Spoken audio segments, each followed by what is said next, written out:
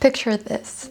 You live in Prince Edward Island at an unspecified time, sometime between 1880 and 1890. Your bosom friend Diana Barry is coming over for tea. You're so excited. It's your first time hosting by yourself. You don't want to do anything stupid, do you? Which is why I'm going to teach you how to make raspberry cordial, the non-alcoholic kind.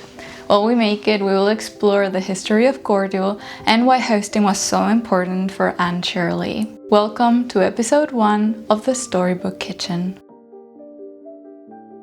To make our raspberry cordial, I'm going to be following a recipe by Mrs. Beeton from her book, The Book of Household Management, published October 1861. It has 1,112 pages, and over 900 of those contain recipes. The rest provide advice on fashion, childcare, animal husbandry, poisons, the management of servants, science, religion, first aid, and the importance of the use of local and seasonal produce. You know, she was the Martha Stewart of her time. Her recipe takes 4 days, but it's not very involved at all. To make it, you'll need 4 cups of fresh raspberries, 2 cups of vinegar, and 1 1/3 cups of sugar.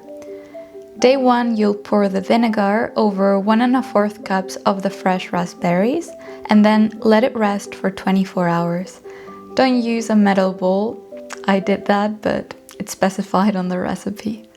Day 2, you'll strain that liquid and discard those raspberries. Then pour the liquid over 1 1/4 cups of fresh raspberries and let it rest for 24 hours again.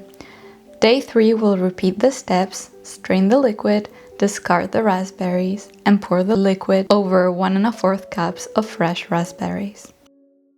While we wait for it to be ready, let's talk about cordials. Raspberry cordial, also known as raspberry shrub, was a very popular soft drink in the American colonies.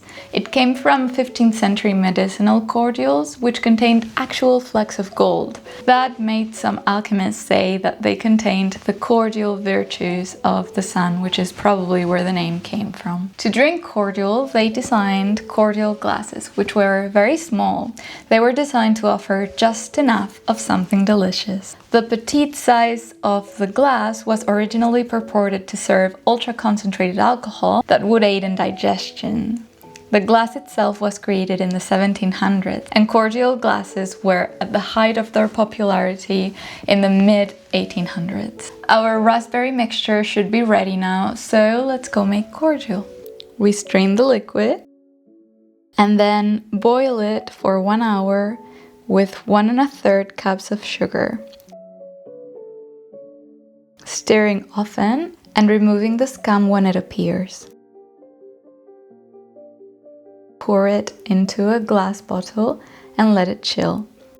While we wait for our cordial to be chilled before we do our taste test, let's talk about tea time. 5 o'clock tea became cherished in Canada's western colonies during the 1860s. When you hosted an afternoon tea, it would include sweet treats like cookies, candies, and cakes, as well as sandwiches, fruits, and nuts. Hosting a tea was not as much work as hosting dinner, but it was still a lot of work.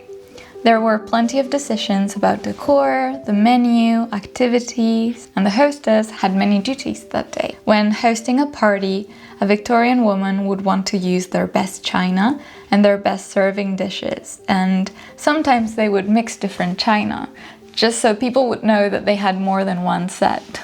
As the host, you wanted to show everything you had, and that included your clothing. Tea gowns were very popular at the time. It was a lighter, free-fitting dress that was not as formal as a dinner gown, but was still formal enough to wear with company. A guest would also want to wear their best, and a large tea party was the best opportunity to show off a new dress or a new hat. Our cordial should be ready. You can enjoy it mixed with cold water or sparkling water.